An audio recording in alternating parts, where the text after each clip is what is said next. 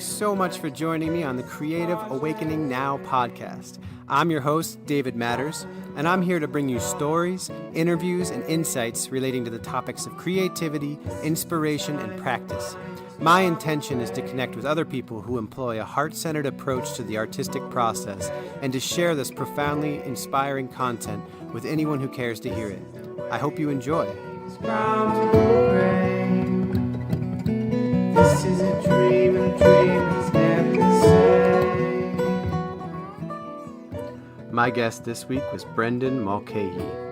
Brendan is a world traveler, teacher, and founder of Eco Journeys Peru, a bespoke tour company for those wanting to explore the immense natural beauty of the ancient Peruvian landscape. Brendan became an international expedition leader throughout Bolivia and Peru, and these years have led him to connect deeply with the shamanic healing traditions of both the Amazon and the Andes. He has spent time studying with traditional plant medicines, including ayahuasca, under the guidance of a Master Shaman, and continues to take time annually for this work. Brendan also works with sacred sound for healing and enjoys sharing this gift with the world. Enthusiastic and passionate about sharing an authentic Peruvian experience, Eco Journeys Peru is an extension of Brendan's heartfelt love for this magical land and all of creation. Right off the bat, I just want to let everyone know that this interview is fantastic, and you definitely need to stick it out because Brendan is super inspirational and just such a wonderful being. But also, the quality is not great. He was on a phone somewhere in the jungle in Peru talking to me through this whole thing. And no matter what I did, the quality wouldn't pull through. You can hear him. It's just pretty quiet, especially in the very beginning. So stick through it. Within a couple minutes, I get it. I edited it all out, so I'm not ridiculously loud like I was, and you can actually hear him. But yeah, it's a little rough. It's a little quiet, but if you just adjust your levels, you'll get through it. And I highly recommend you doing so. As Brandon's little bio alluded to, he leads these adventure travels throughout Peru, and he's just a world traveler. He's done all kinds of stuff teaching and helped out with charities in Nepal and in South America, and he was in Abu Dhabi, I know, and he does all kinds of stuff. And this is his project now, where he's leading expeditions through Peru, going to the Sacred Valley, going to Machu Picchu, and then he also takes people on a 3-day retreat with plant medicine ceremonies if you're interested. And I met Brendan when I was in Peru doing this exact thing. It was through a different organization, but he was kind of working with them. And he's just a fantastic human being, a really great guy, really humorous, just wide open heart. And he's leading these expeditions, and the plant medicine it's optional. You don't have to, but there are 2 spots available for the one coming up in October. And that's why I really wanted to bring him on, was just to help him out. He's been doing this for a while, but he doesn't do like much promotion or anything. He's just all heart. He's just in it, and whoever comes.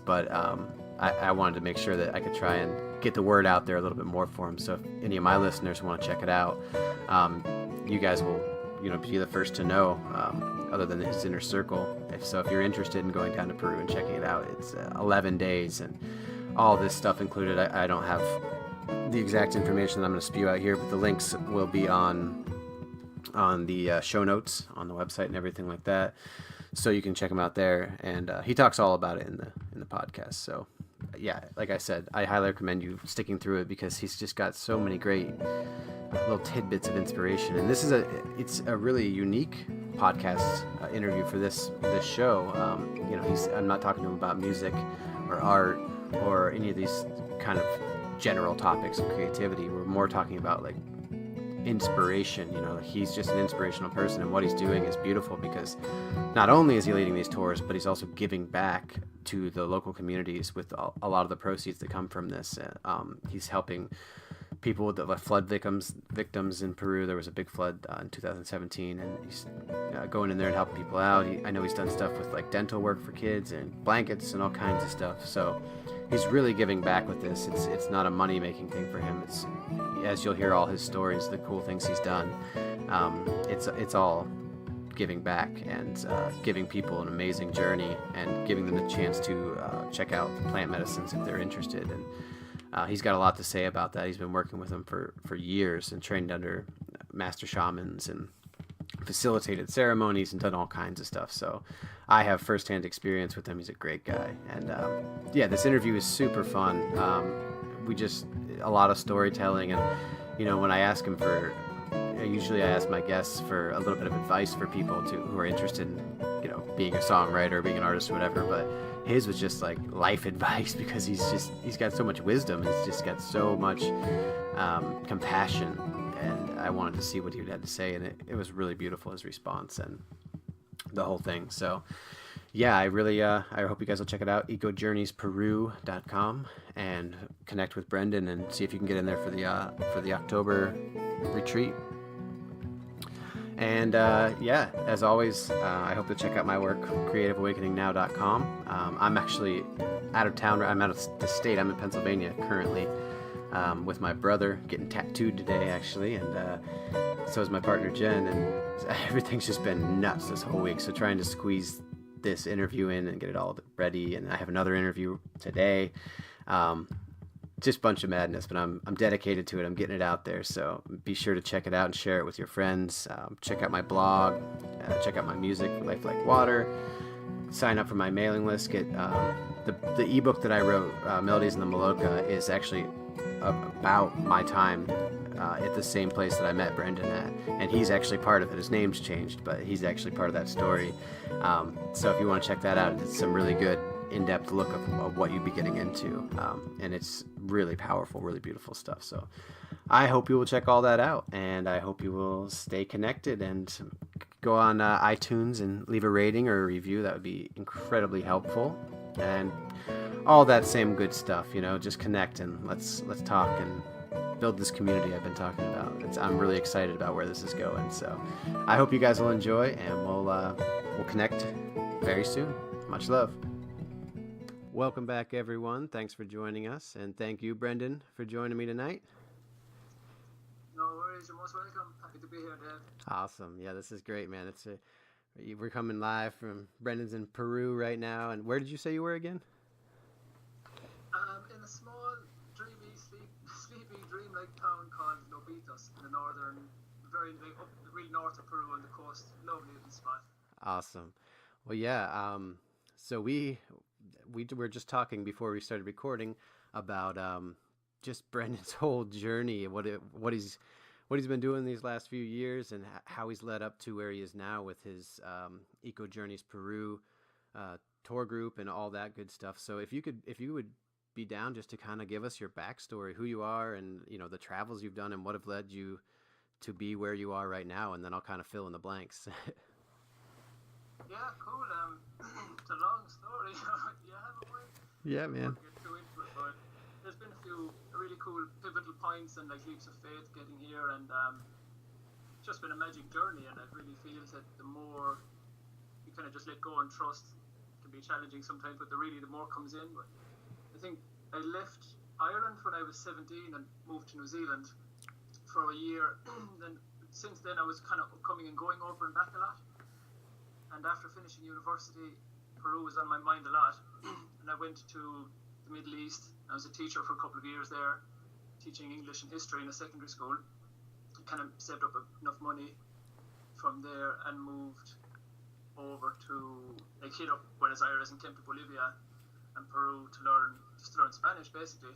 And then after getting here, I mean, I've heard an expression one time: if you want to make God laugh, just tell him your plans.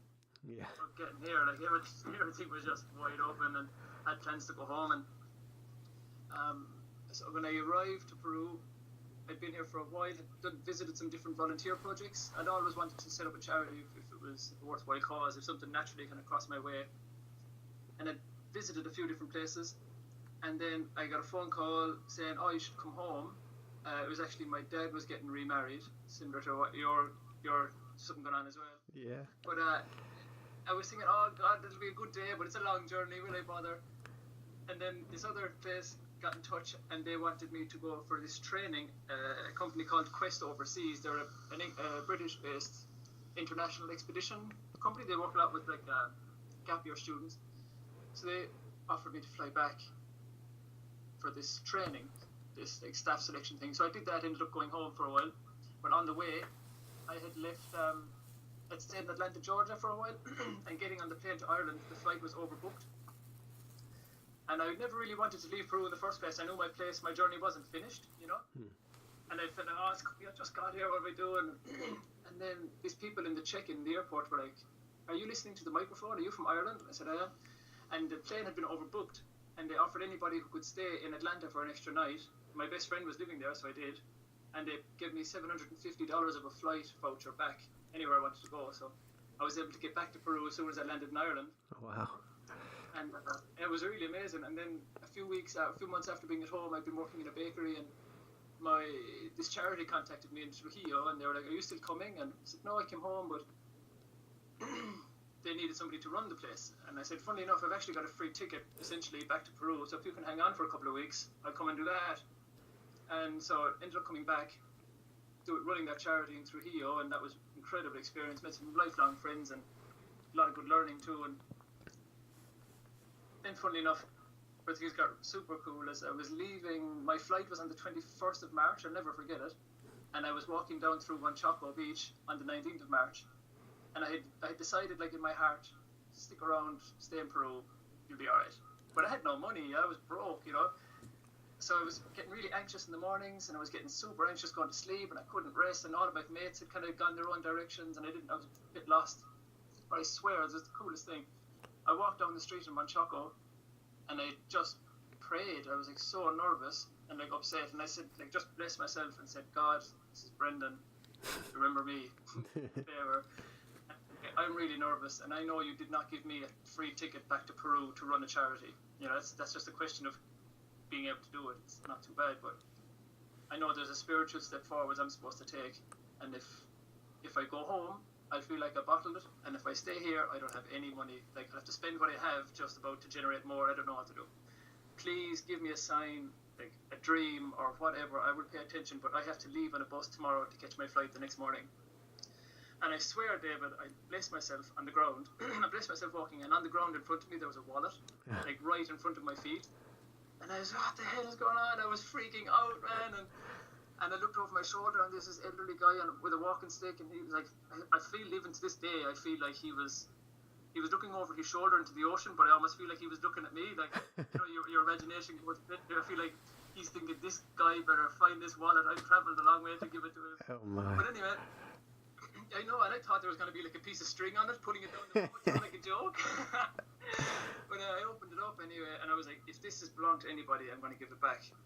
And I opened it up, and it was empty, right? And now, except for, there was like a Peruvian sole, like a Peruvian coin, a dollar bill, an American dollar bill folded in half, and it was tucked in behind a prayer to the Virgin Mary for like just strength and whatever. Wow.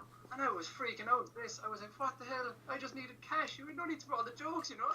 And I went to the beach, I sat down, and I just got this overwhelming feeling. It was like, it's happened maybe once or twice in my life where I was like, it can't give you all the money you think you need. There's no life in that, but just follow your heart, you'll be alright. And then I just stayed in Peru, and I didn't barely have like 500 euros to my name, and then all this magic started to happen. Ended up, I drank ayahuasca before that, the 1st of February, just before that date in March. And a lot of other stuff was beginning to happen, and the company had gone to England for initially. They needed somebody in Peru, and I happened to be there, so they could give me a job. And then ended up, the shaman we did medicine with the first night, they were really cool people, but they asked me to come to live with them, just stay with them for free and to learn stuff, and just holding space. It was really cool, and it really kind of shed light on where life can go if you let it.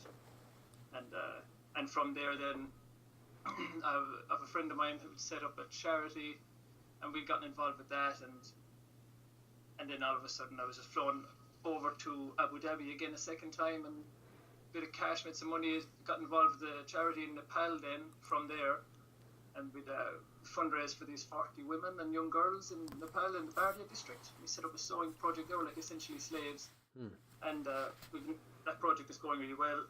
Then came back to Abu Dhabi, back to Ireland, met Kim, and then I came back to Peru like 2 years ago now almost, working in the Garden of Peace where I met you, but there's been lots of other stuff going on as well. Yeah, man. So that's like the whole long story there, but that's kind of what has brought me to this point in time. Yeah. So it's little leaps of faith, you know. So yeah.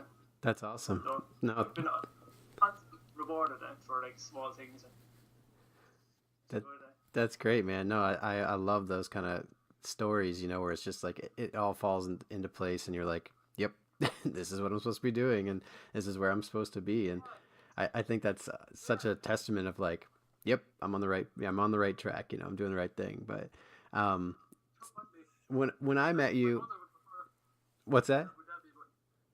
I think my parents would have preferred if I'd stayed in Abu Dhabi, you know, and they made some money and I think they're happy. But I think, you know, when you're content, it's contagious, you know, people feel it and everything's okay and it's good. I'm really excited to go back there someday to Abu Dhabi, definitely. I love it there, but I think sometimes the soul has a call and it won't go away.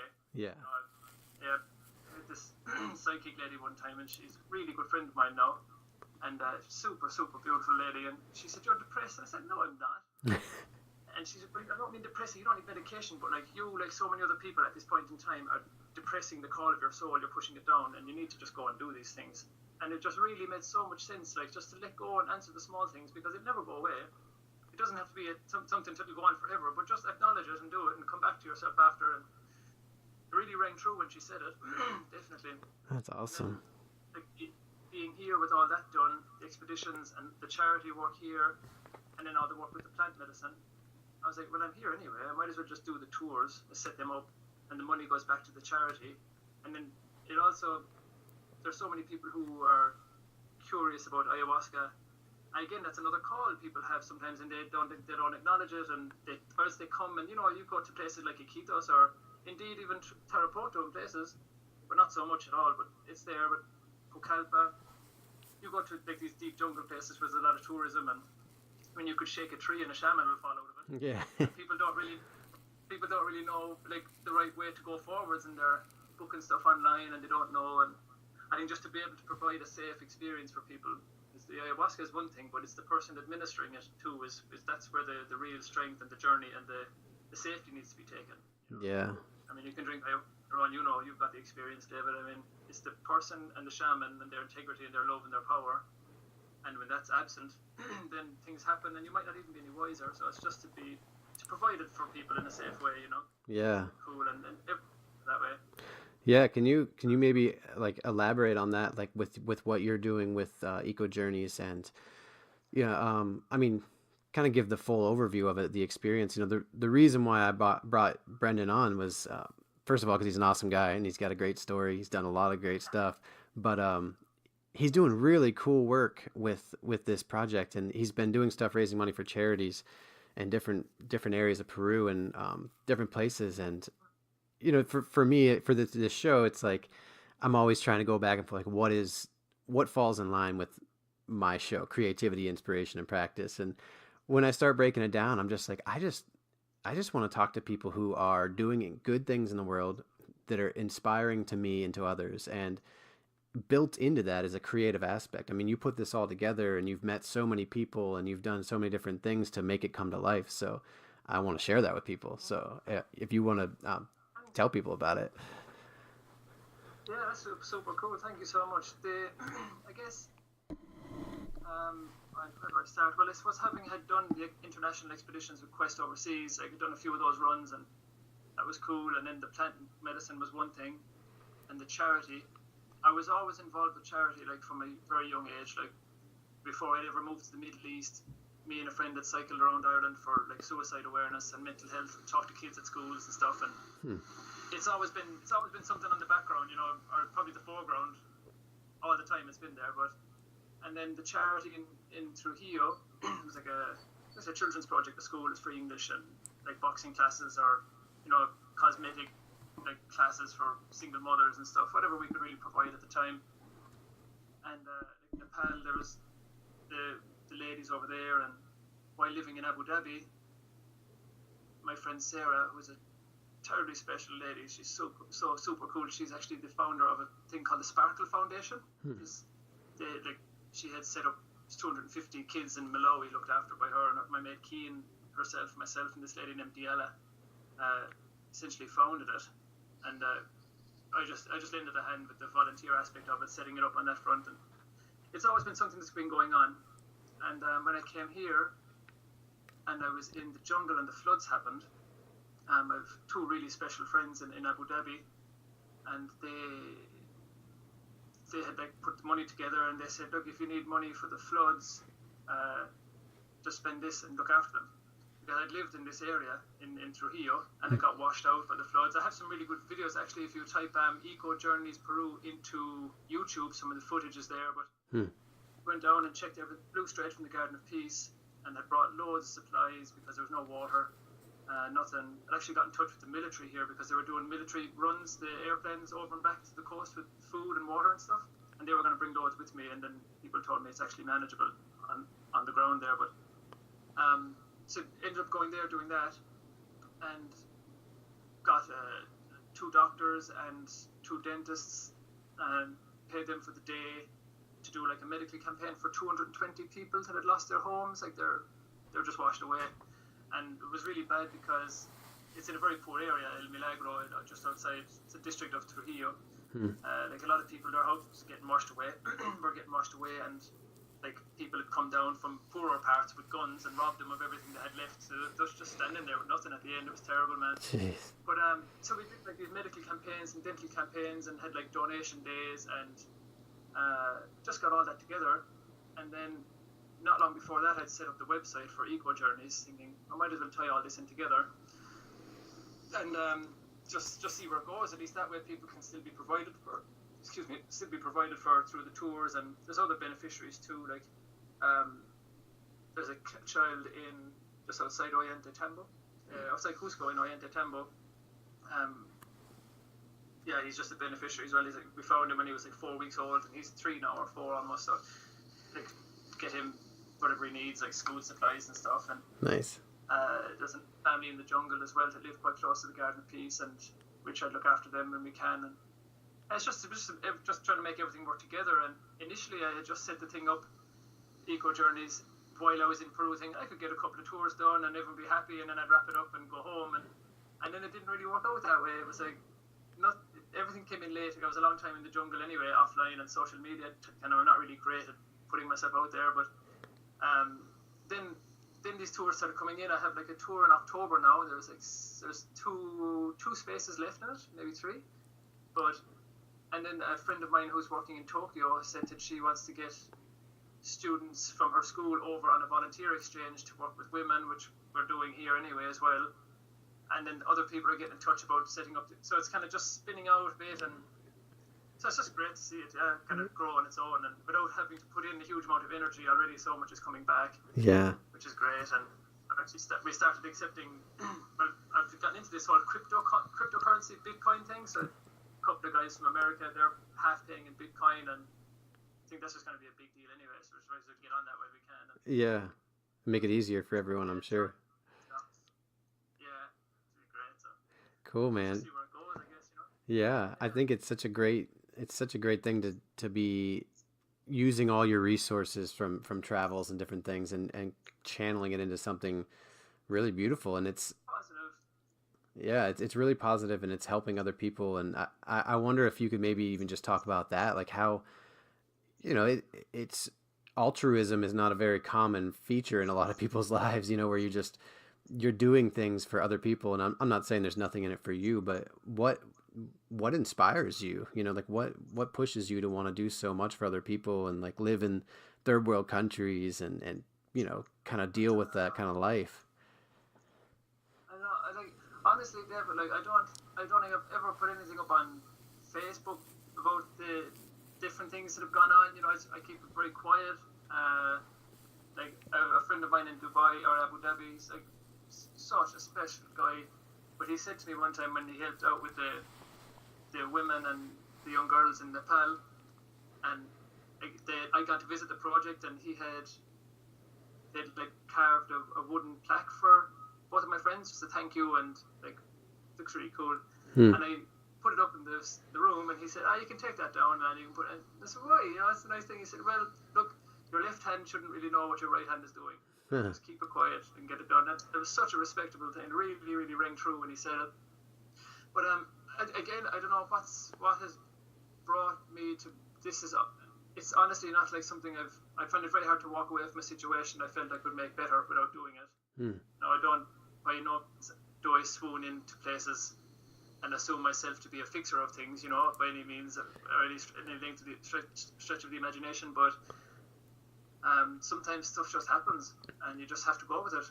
And I've gone around to a lot of schools in Ireland talking about the charities here and in Trujillo and outside Cusco that I've been with for a long time, and the orphanage in Malawi and stuff, but I stopped off at I went to 2 primary schools before I went to boarding school, but I think there was a religion teacher there, and she said the most is expected of those who have much. And I thought, you know what, it's okay, you can keep doing a small bit all the time, and things just keep happening, things keep getting put in front of you. It doesn't have to be a big thing, but yeah, I don't know. I've got a good friend of mine, Jared. He's actually from America. He's a really cool guy, and he had helped in the charity with the disabled children outside Cusco. My Small Help is what the charity is called. If anybody wants to check it up, it's really, really like grassroots. Cool. My Small Help.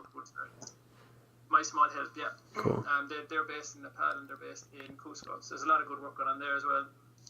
But that's also one of the beneficiaries of ours, Daniel. Yeah, that's where he lives in that area. But there was a woman years ago, and I met her at the pier in Monchaco, and she was trying to sell gelatin or something, like the gelatinas, they're like frozen jelly, I guess, I don't know what they are. And she just bawling and crying when I walked past her, and I was on the way home, it was late. And I was like, what are you crying for? What's the story?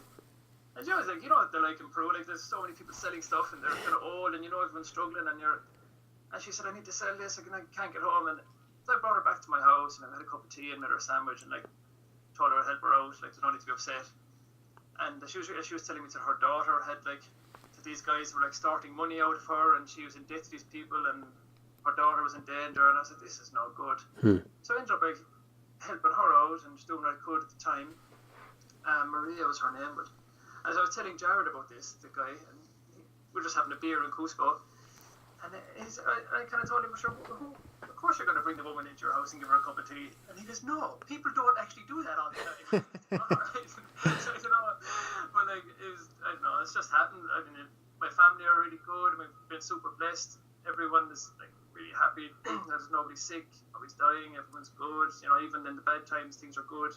We have a lot to be grateful for, and that really shows itself too when you leave a place like this or certain situations and you go back to your family, and you really have a lot to be grateful for. So it's no good just keep giving and keep giving and keep giving, I think is an important thing, and it's its own form of creation too, isn't it? Like a creative expression, just like releasing and just letting that act of whatever just be done, and it carries through somewhere on some level. It carries through, so you're better off doing it anyway. Yeah, man.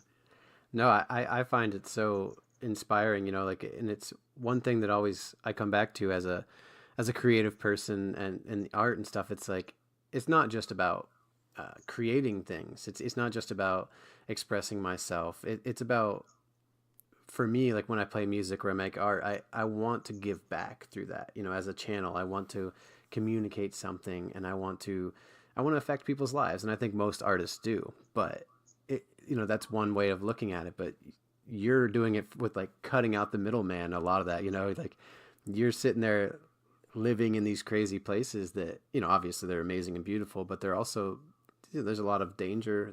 You can get sick. There's all kinds of things. And I find that really beautiful and inspiring to have that in my life, to meet people like you and to meet some of my other friends who've done stuff like that, who just, that is their passion, is getting their hands in the dirt and helping people. It's a really cool quality that is rarely shared in the creative circles, but it's really inspiring.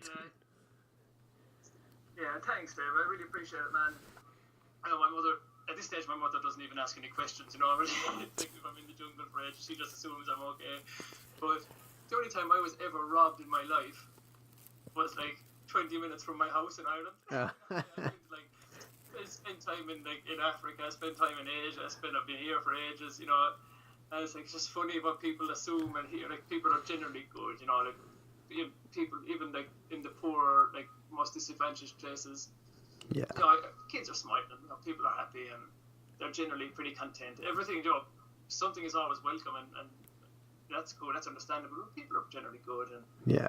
you know, came to look down here as well, and she's happy in Peru, and you know, things have always been good. You know, you're never left on your own too long, and it's cool, man. Yeah, man, it's really cool down there for sure. I mean, some of the best experiences I've ever had that have been humbling is I hitchhiked through Central America and Mexico some years back, and you know, months living on the streets and sleeping on the beaches, and families just taking me in with nothing, you know, no money, and they would spend their last penny to go out and buy you some eggs or some beans, you know, and like make you feel welcome, and you know, buy you a No, beer. doesn't it really restore your faith in stuff? You know, it's like, wow, like I've taken people over. There's a lady who lives in the jungle not far from where you stayed with us, and you know, I looked after her with some, it's just as part of the charity program, but like fixed up her back and like whatever the house needed, mattresses and whatever, and some other stuff. But we often bring people there for a cup of tea to meet her and let her know about let them know about Eco Journeys, and just that this is where the money goes, and so people can actually put a face to it, and you know. But it's nice to be able to, so I guess just for people to know where it's going, and what where the help is coming at, and Yeah. it's actually very hard to put yourself there sometimes, you know, and it's just, I like the way it's happening very organically and naturally, and now I'm talking to you, and this is awesome too, and Yeah. you know, we'll see where it goes. Yeah, man, it's you know, it's all connected in that way, and maybe since we're on that little note, you could just kind of explain what exactly goes into these tours and what people can expect. I know you said that you told me last we talked that there was 3 spaces, maybe it's only 2 now, but there are spaces available for your tour in October. So maybe if you could Yeah, explain what's involved in all that and what they'll get. yeah, cool, I'd love to, man. Yeah, so the tour starts, I'll come to all that at the end. I'm just trying to get my head together. So the tour starts in Cusco, and it's an 11-day tour, and it's got all of your transport, hotels, accommodation, internal flights, Machu Picchu, the Sacred Valley tour, and Incan massages, and we spend a night at the Cusco Observatory as well, which is bloody amazing, man. It's like this little family-run planetarium, Oh, and no. nobody knows about it. I tell all these people about it, and they're like, nobody goes there. But every time I've been there, it's been packed. But they'll bring you in, and they have like a hologram show inside in their house, big dome, and they'll show you all of the constellations and why certain landmarks throughout the Sacred Valley correspond with the Milky Way, and like it kind of really sets out a nice landscape or blueprint for the tour. You know, shows you why we're going somewhere, why it's important. It's cool. Yeah. And they've telescopes out the front. You can see Saturn with the rings and the 2 moons, and like the Pleiadian star system, and you know, like it's Andromeda. It's great. I've been there so many times. I never get sick of it. That's awesome. Really informative too, you know. So then that's involved, and yeah, it's all taken care of. There's loads of small stuff in between as well. And then flying over from Cusco to Lima to the jungle, to Tarapoto, and there people have a 3-day ayahuasca mini retreat. So we'll have the first night in Tarapoto. There's like a nice hotel with a swimming pool and all of that stuff, and the next day after lunch we'll head out that like shamanic sanctuary out there, and working with this super powerful shaman. Her name is Vilma. She totally changed medicine. Like she taught me something today. I thought it had become a bit stagnant for me, but she just showed me. Oh, she's amazing. I'm so excited. She's excellent. I'll tell you all about her later. Yeah. So then they've ceremony. They have a ceremony, and then a day off, like flower baths, some sound healing, music. You know, maybe even a jungle hike up to the waterfall there, and come back on the third night. They have their second ceremony, and then the next day they've breakfast, smoothie, whatever's clever, and then we go back into Tarapoto and have a night there in the hotel, and everyone just chill and just have a good chat and leave the next morning. So it's a full jam-packed 11 or 12 days. It's really cool. Yeah, that sounds awesome. I'm really happy with it, you know, and then to know it, I just know it's really good, you know. Yeah. I just know, like, there's so many people with 2 weeks holidays, and if they'd like to do something and really see what's going on and do things in a safe way, and you know, and it's ethical traveling too, people get something out of it, and they'll probably meet some of the most, they'll actually meet the beneficiaries. Although with the flood relief effort, a lot of the money is going back into getting blankets and medical supplies. I mean, there's a lot of the videos on YouTube explaining like some of the medical cases that when I brought in the doctor, who's the most severe, who needs what. But there's a family of beneficiaries in the jungle, and also just outside Cusco, one of the children there. So people might actually get to meet the people who they're helping, which is awesome. You know? Yeah. But yeah, and then I started getting involved in this Bitcoin craze. People were telling me all about it, and I was like, I'm such a like non-event when it comes to like computers and Yeah. what the hell is it? So then I set up this Bitcoin thing eventually after like 6 months of crying about it. and so there was actually a guy who did a ceremony with us with Vilma. Oh, she's incredible, David. Like, you would love her. Oh, She's man. amazing, you know. Like, she's great. But said this guy, a friend of mine, Adam, totally special guy. I reached out to him after he'd come for a week, a detox retreat similar to when you came down. And I told him, I've got this space for these tours, and you know what it's all about. You've met, you know what I do, and I've told you about stuff and showed you pictures and video. And he's like, I'm going to tell my friends. And within like 20 minutes, two friends of his had came back.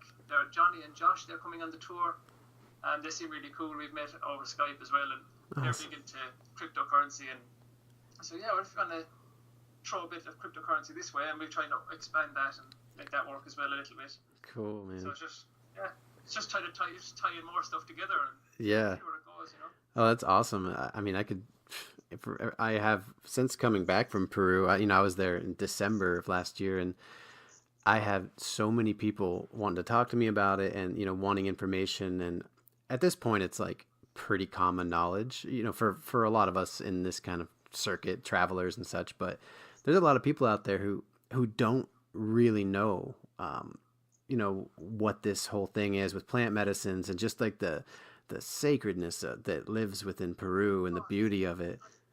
It's so hard to describe it to people as well. It's really sacred, and I think a lot of I can only imagine the amount of questions you have, and then you were really good though, David, and you really put it out there good. I mean, you've got the ebook you mentioned, and you put up a couple of good posts on Facebook. People are listening to you, so it's good to be able to articulate it well and to be documenting it during the whole process. But try to. But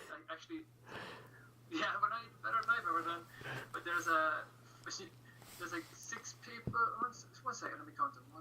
There's 6 people coming on the tour, and there's 8 spaces. But one of the girls I think she's only coming for the Machu Picchu part because she's to go to Italy afterwards. She's coming for the Sacred Valley tour, which is cool. Mm-hmm. And but I think they're all actually first-time ayahuasca drinkers, which I'm really happy about, because I know that they're going to be looked after and they've nothing to be worried about. And it's only right to be nervous and apprehensive, but they've all had the calling and they all don't know what to do. And it's cool. Don't worry, I've got this. Well, and you're the perfect person for that, man. I know, thank you, man. So I'm just really glad that I'm just excited for them. Yeah, to be honest. For sure. And it's just takes away all of the worry and everything else, and it's good, and what's up. So. Oh, it's beautiful. I think what you have set up in place is so awesome. Like when I went down, it was totally on a whim.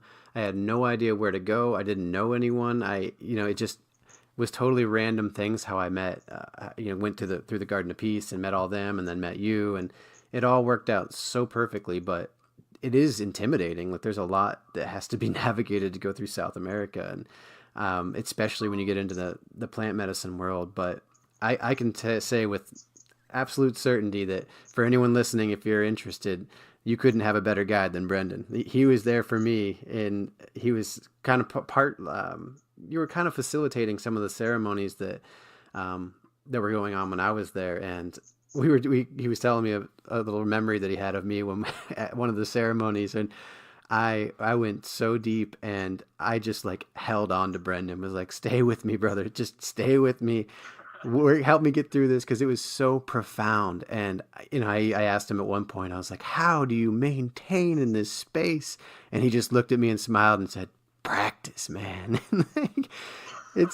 He has such a good presence, such good energy, so loving and just committed to helping me through that and like just being there for it. And every time it got a little overwhelming or scary, he was like, "Don't worry, man. Like just ride it through. This is medicine. This is healing." And I can't even say like how much I got from that. So thank you, and I tell everyone that you're in good Uh, hands. yeah, thank you. I really appreciate that, David. Yeah, myself and Kim have spoke about you afterwards. That was a really nice ceremony, that one. And we were all sitting in a circle afterwards, and God, it was so good to have you there playing the music, man. It was just, it added something special to the end of the night. I don't know if you were still under the medicine, but I was lying on the mattress and I was pretty tired by the end of it. I still had great fun, and it was pitch dark and you were just playing the guitar and you stopped. And I just shouted across the Maloka, which is something I'd never do, but I just kind of said across the Maloka, if you were a jukebox, I'd give you more money. Yeah. And it was such a nice moment, and when the candle came on and we all had a good share, and Oh yeah. yeah, it was a really, really special night, that one. It was really good. And Yeah, it was yeah, great, and I think that experience is kind of it's kind of unexplainable, and it is intimidating, and it is scary, and there's a lot of work. It's no joke, but if you're ready for it and you feel the calling, man, it's some powerful stuff, and I don't go into this stuff a lot in the podcast. I've talked about it, but it is like my work is mostly centered around my meditation practice, and that's doing plant medicine and stuff is it's its own thing. Like in the Zen world where I practice, I told my teachers about it. They kind of like they were like, okay, like that's great, man. Like yeah, it's not exactly in line with that whole thing, but they could see in my face that it was powerful work, and it only enforced my practice. Like it didn't throw me off track or make me a crazy person. It made me really serious about my spiritual work. yeah, and like it's not for everybody, and that kind of, like, sometimes I drink medicine, like some people just really not, like, so it's just not for everybody. But Yeah. I feel like everybody would benefit from it in a certain way, and like, let's say you might have a guru or some like a meditation guy who teaches, I don't know, but like whatever people are doing, but it might be just an important part of the. It might just need to be a chapter in the book of your life to Yeah. help you go forward. It's not a career move. It's not. It's like you just got to do this, and that's okay. Everyone is on their own thing. Everybody has their own. That, like we said at the beginning of this conversation, like the soul has a call, and you become, for the want of a better word, depressed if you don't answer that thing. And it could be the smallest thing. Just gotta pay attention to the small things and let them be part of the bigger picture. Hmm. And that carries. It just blocks up, like going back to creativeness again, and like it just unblocks and allows the flow to come in of so much more. And I really feel that, going back to like the charity and stuff, I feel the more you give and keep giving, it just the more comes in, man. And Hmm. you can't even expect. It's like I don't know. You just can't even. It's like divine providence. Is that the word? Like when you make a committed decision or you do a certain way, unexpected things happen, and just you get this extra little wind behind your sails. And it's important to go with the small things. Like my brother, for example, recently he's gone mad. He's gone crazy for gardening, and he's after like buying every greenhouse he could find, makeshifting. He took the bunk beds, which are made of steel, out the back garden and turned them into a greenhouse. My mother is Nice. crazy trying to control him. He's a really cool guy. I really want him to come here as well. Massive heart, such a good special guy. Timothy's his name, but he's But I know, I was speaking to my mum yesterday on the phone, and if he didn't just get this whole like this need for bursting through, planting everything and watching everything grow, other parts of himself will become stagnant. It's important just to keep moving, and keep letting it in, and that's what happens. Yeah.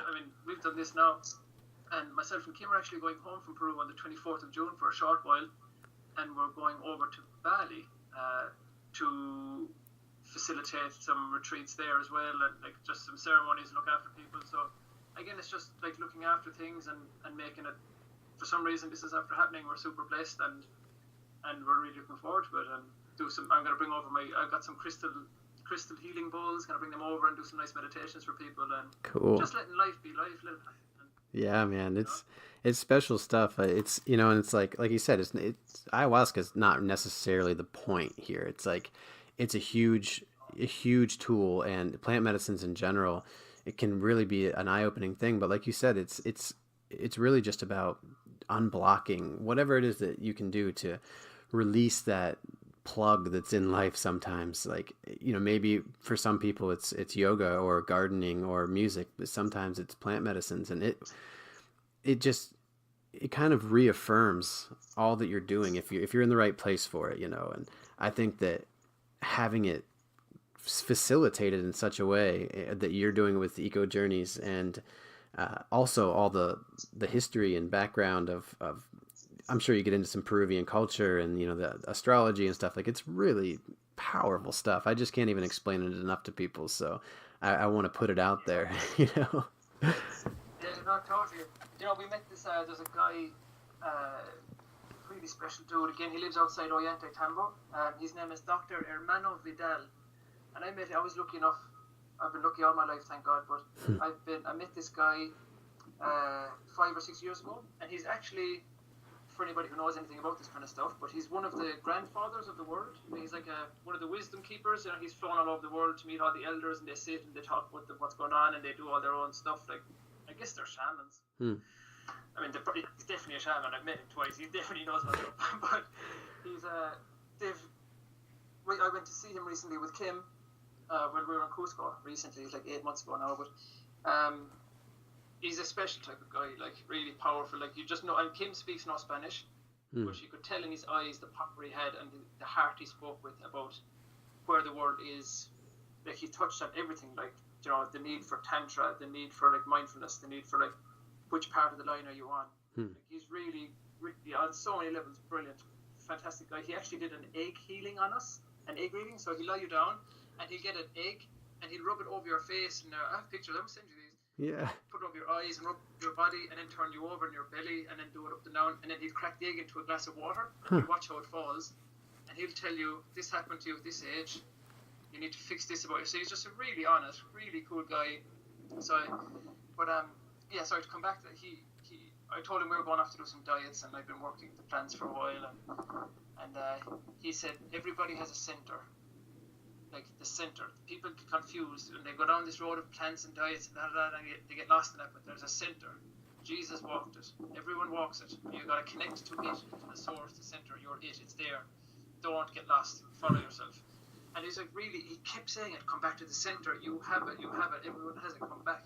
But it was just really, it was just this reassurance of like, you're good, like, do the plans, answer your calls, and be good, be true to yourself, but come back to the center. A really special guy.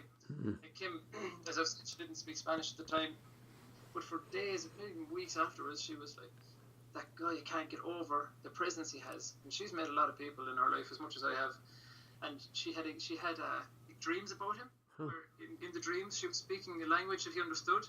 Wow. And he was giving her tests, he was giving her like exams, and she kept getting 5 out of 5 and 10 out of 10, and he was taking her off, teaching her all these things. And yeah, special type of play. There's some really special customers down here, and really special energy.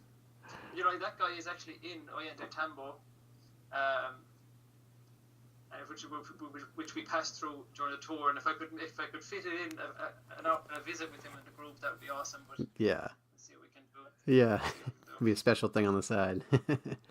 Well, yeah, totally. We've been going for a while here, and I don't want to keep you too long, but I usually ask people, like songwriters and artists and different things, if they have any advice for people who are aspiring to be, to be on that path, whatever it would be. And, I'd like to ask you the same kind of advice, but maybe in the way of like, you've opened yourself in a really incredible way. You've traveled all over the place. You've met some amazing people. You've studied with the plants, you've studied with medicines, and you've had great teachers. Is there anything that you could just kind of bottle up and send away with our listeners to say, like, this, if you want to live this kind of life, you want to find that center, as you're saying, this is a good path for that. That's a builder of a question. Where do you start there? Let me see. It's good. No, it's a good one though, because all of my family play music.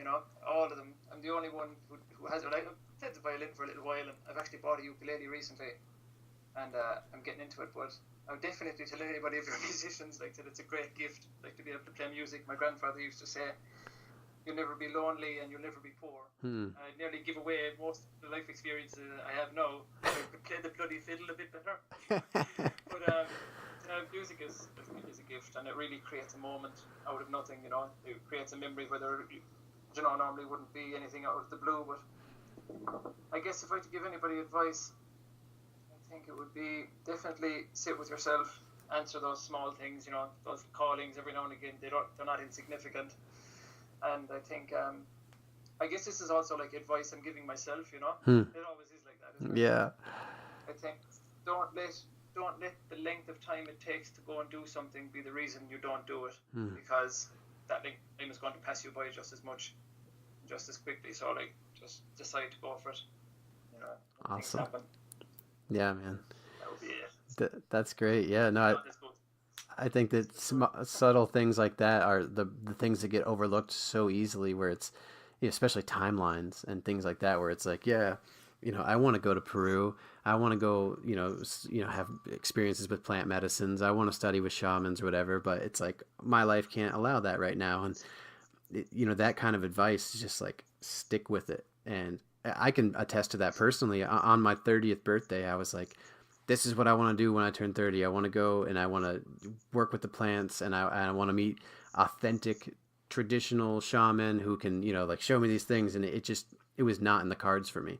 And literally exactly 1 year later, I was in Peru doing a 10-day or week-long detox and ayahuasca ceremonies with a great shaman that we had there.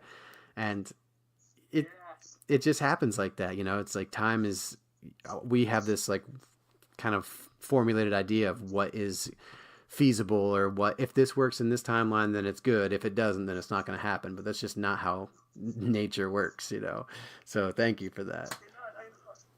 I'm really glad, actually. I know we've been talking for so long, and you've only got loads of stuff to do. But just as you say that, I was up in the tent with Kimber, like staying in tents in this loft. It's such a cool spot.